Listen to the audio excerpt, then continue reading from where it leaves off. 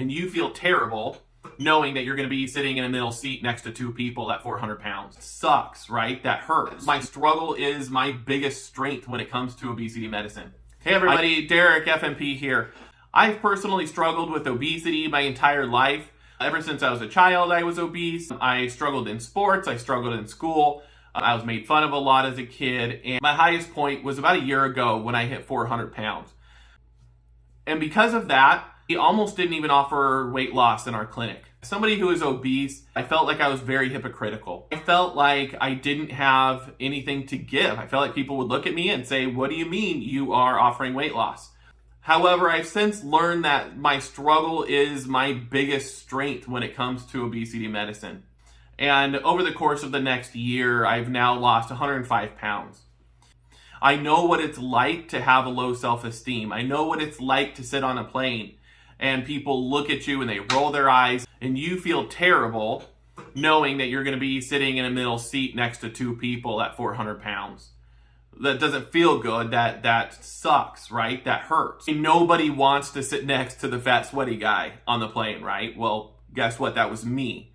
After finding the success that I've had, we decided to move forward because what we were doing was working. And we felt like this was something that we had to share with everybody else.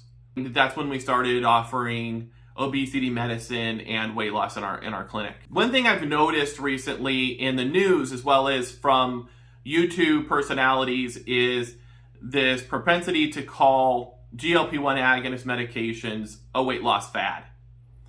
And this hurts my heart in a real way because these are truly amazing options for patients today that we didn't have my entire life. Many of these articles, many of these YouTube personalities, they will cite these statistics. They'll talk about how bad the obesity epidemic is. And then they will go on to say, be careful with the Ozempic fad that's going on. When we refer to medical weight loss medications prescribed by a healthcare provider as a fad, we create a misleading and potentially harmful narrative. By labeling these medications a fad, we risk undermining the real benefits these medications can have on thousands of people every day.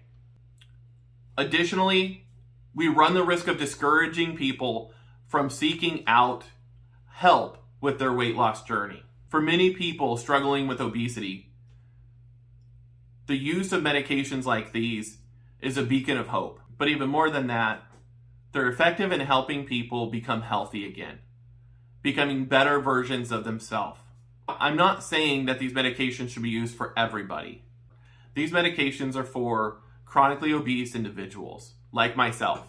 And everybody that takes them should be aware of the side effects, of the risks of taking these medications.